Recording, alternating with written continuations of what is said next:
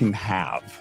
And it's probably not really that cool for me to do this. Now, there were others that just were horny and wanted to fucking see you peace out. That's great. But there were other people that certainly felt differently. And that bums me out. I have guilt over that. I wish I had more guilt for some of that. I think it was such a stupid relationship that should have never gotten out of the dating phase. Yeah. We were gifted therapy, and the first session, the therapist was like, that's literally what she said. I don't know how you guys made it out of the dating phase. Wow. And we should probably look for a way to amicably dissolve. Yeah, Wow. because you have not one thing in common. No morals, no values, no scruples. The one thing you both have in common is other people. Right. You know what I mean? So why don't you just go be with other people? Oh my You God, guys are that's identical in that funny. you're super horny for other people. Yeah, well, I was horny for validation. Yes. And having certain kinds of guys like me and want me, that made me feel like I was worthy and good and valuable and deserving. So that's another thing. And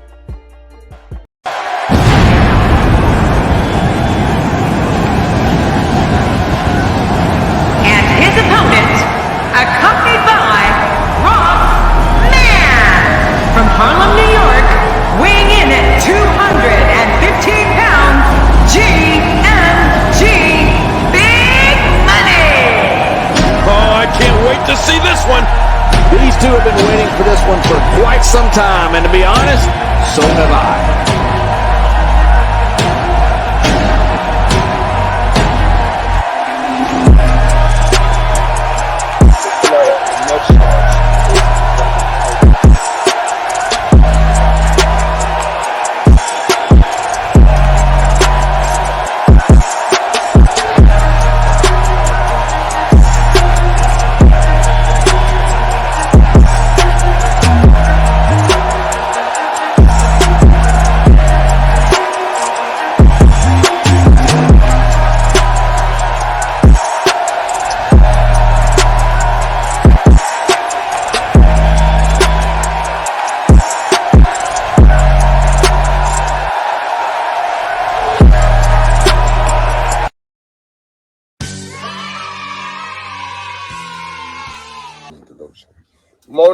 Morning. What up, y'all? What up? We back. And y'all see the title, because a lot of y'all been hitting me up like, yo, what's your thoughts on the Gabrielle Union situation? You know what I mean? And y'all know me, I tell y'all all of the time, don't really focus in on these celebrities and their relationships, because they push agendas. They paint how you supposed to live. And that's not how you supposed to live. And once you start listening and watching their relationship and shit like that, you start to be stagnant in your own building. It's about you building, you know what I mean? This is how they keep us stagnant. But this is what I do, so I'll touch on it, yo. What exactly did she say, Jack? Like, you got the article? Let's read that shit. Article. Yeah, pull out But in a nutshell, she basically felt entitled to cheat because she was the breadwinner. Oh, right. So this is why they be trying to push this half shit on. They be like 50-50 on the relationship. They be trying to push this 50-50 on the relationship joint. You got to be 50-50 when they know on the back end they get an extra 25% from the government. So it's never 50-50. Even if the money is matching, it's still not going to be 50-50. You were always married during all this stuff. I was always married, but that first go round, Okay. I definitely was not getting Wife of the Year awards. Okay, good. I had some focus issues. Sure. You know? Listen. We had this weird moment. Chris and I were watching White Lotus. Do you watch White Lotus? I'm still on the first season. No spoilers. The point is, we're watching it, and I have this moment, and I go, man, I have so much regret over what I put some women through, particularly infidelity-wise. It's just shameful. It's terrible. So I'm saying this out loud. I'm saying, it's so regrettable and shameful. And I'm sometimes glad I did it. Like, life's short, and it's one trip here. It's complicated for me. I'm glad I took some of the opportunities that came my way. I don't know. Well, in our first marriage, neither one of us felt like the marriage should get in the way of our dating. And so Oh my God. That part of sentence it you was and I like are identical. I was keeping up with his activities. And I was like, oh, that's what you're doing? Oh, you're going to feel this one. And okay. I just felt entitled to it as well. I was paying all the bills. I was working my ass off. And I felt like that's what comes, the spoils of riches. Yeah. And like my dad before me, whoever has the most gets to do whatever the hell they want, is what I thought. Yes. And it was just dysfunctional from day one. Yeah. I was in a 9-year-long open relationship. Oh, so you had like... I had permission. Yeah, but maybe not from the girls you were dating. They might have got screwed. Well, no, I never ever lied to anyone. I'm like, hey, I'm in love with my girlfriend Brie. I live with her. We're gonna have babies. If you want to have a blast tonight, that's an option as well. It was always that way. Now, what I willfully denied is that despite them saying, yeah, that's great, that might not leave them heartbroken or damaged or something else. I think when you're There's two ways to look at it, right? Like I'm Yeah. honest, right? But that can also be your justification. So I can be honest with you. I meet you, Gab. Here's my situation. If you're down for that, cool. Yeah, I'm totally down for that. But I can see in your eyes, because I can, you're not really down for that. But I'm kind of skating under the cover fire of I'm honest. But my internal, my ethics know I'm hurting. she's this going person. along because that's all she can have. And it's probably not really that cool for me to do this. Now, there were others that just were horny and wanted to fucking see you peace out. That's great. But there were other people that certainly felt differently. And that bums me out. I have guilt over that. I wish I had more guilt for some of that. I think it was such a stupid relationship that should have never gotten out of the dating phase. Yeah. We were gifted therapy, and the first session, the therapist was like, that's literally what she said. I don't know how you guys made it out of the dating phase. Wow. And we should probably look for a way to amicably dissolve. Yeah, Wow. because you have not one thing in common. No morals, no values, no scruples. The one thing you both have in common is other people. Right. You know what I mean? So why don't you just go be with other people? Oh my You God, guys are that's identical in that funny. you're super horny for other people. Yeah, well, I was horny for validation. Yes. And having certain kinds of guys like me and want me, that made me feel like I was worthy and good and valuable and deserving. So that's another thing. I don't like to use the H word, but let's just say you've been sleeping around. I feel guilty about. So I do have guilt and remorse over the fact that I was hoping the people I had deemed higher status than me, that if they liked me, I would feel higher status. That never worked. And if I'm painfully honest, I was using them. I was looking to them to regulate my own image of. What's she talking about? Gabrielle Union. All right, we're gonna do the Los Angeles Times. Okay. All right, let me see. Let me get to it. Hold on, before you start, I told y'all, get around some motherfuckers that's smart. The niggas that like to read, niggas that know how to read. Stop hanging around niggas smoking up with niggas that is stupid. Know what I mean? Educate yourself. Basics. Yeah. On Dax Shepard's Armchair Expert podcast, she admitted she felt entitled to cheat on her first husband, who allegedly also cheated on her.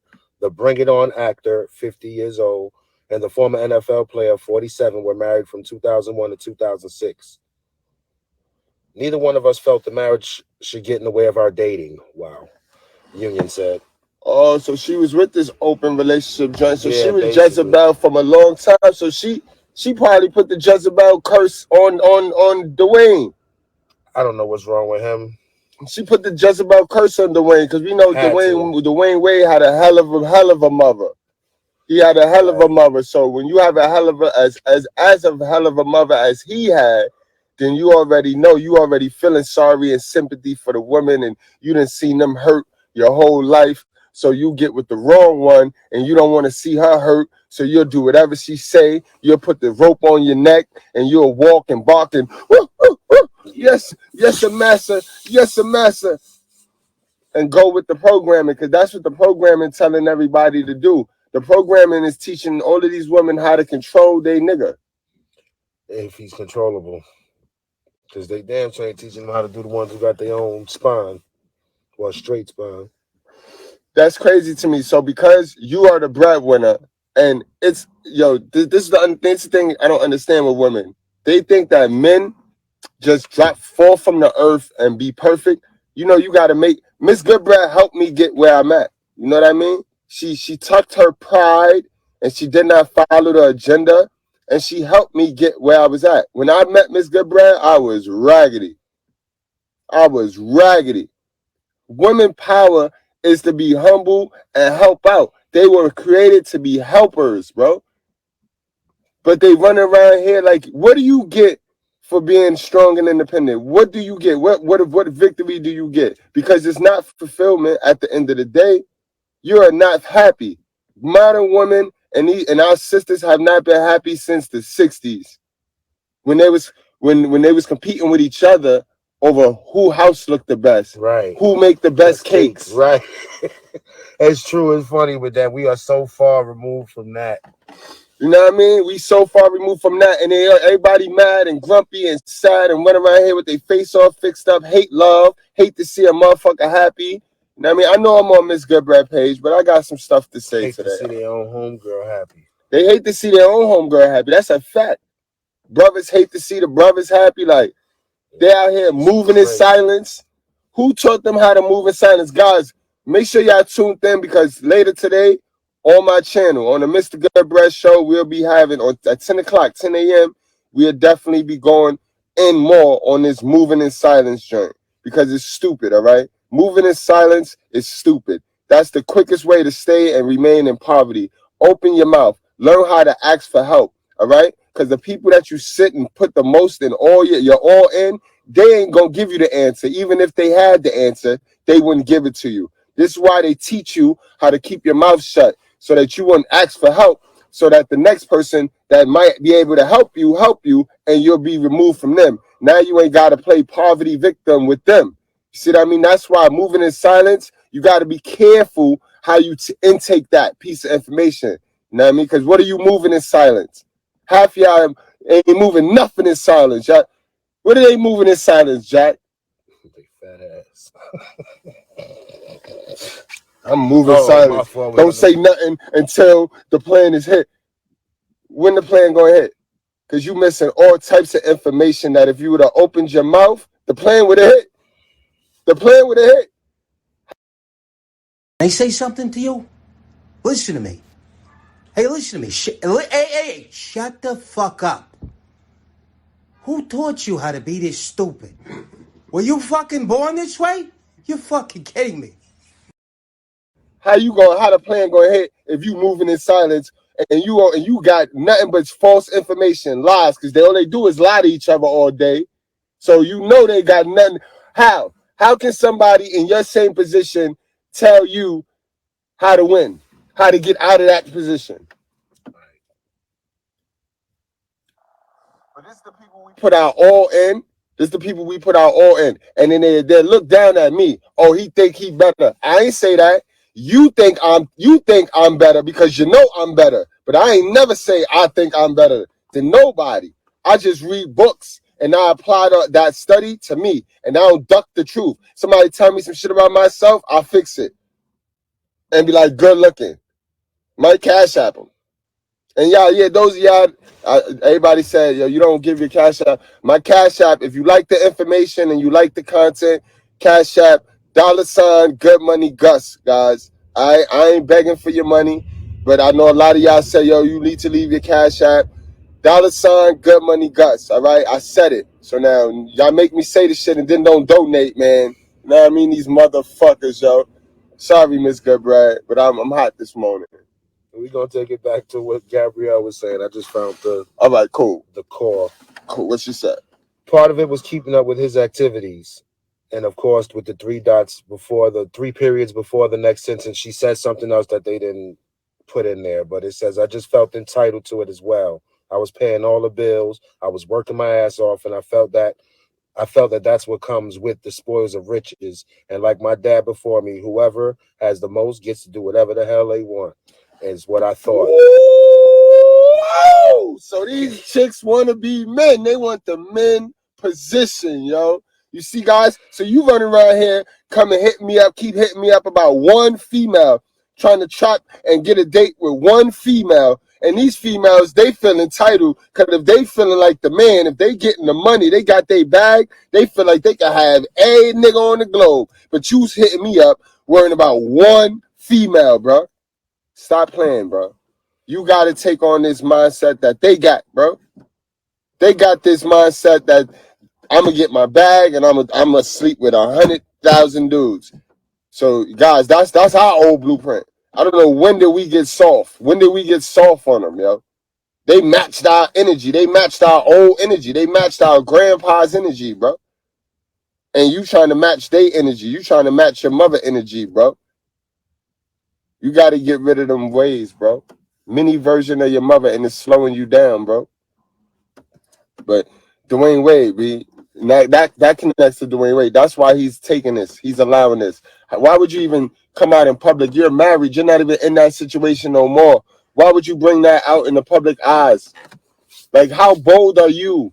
Now, this is the Jezebel and King Ahab shit right here. Yeah, he's weak, bro. No, he's very weak. He's weak. Very weak. Outside that court, I don't know what's wrong with him. I don't know. And it's a lot of guys in that position. Little do you know, a lot of dudes in a relationship with a woman like her, bro, feel she could really do at any given time. She'll do whatever she want. And these niggas sit there and they will take it.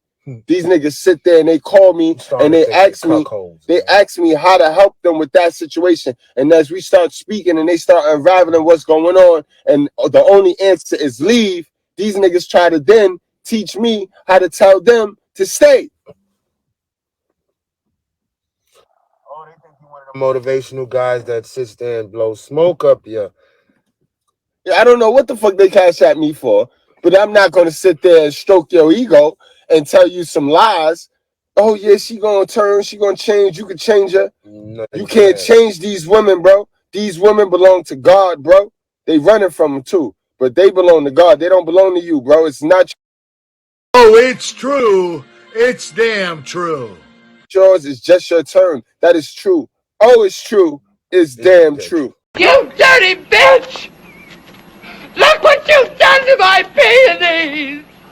They're marigolds! Good God, I think she's right. They are marigolds. I may not know my flowers, but I know a bitch when I see one! You're not niggers. You're not coons. You may smoke, reef, and drink wine and do crazy, wicked things, but you are not a wicked person by nature. You have lent yourself to wickedness, but you are a divine creature that must now come into the knowledge and power of your own divinity. And no preacher can resurrect you into your divinity. It takes God himself to bring you into your own divine nature. So we're not dealing with prophets. We have walked out of prophet teaching. This is the time and the presence of God. So I don't talk about God will come. God is already here. And he's working in me to resurrect you to your divine nature.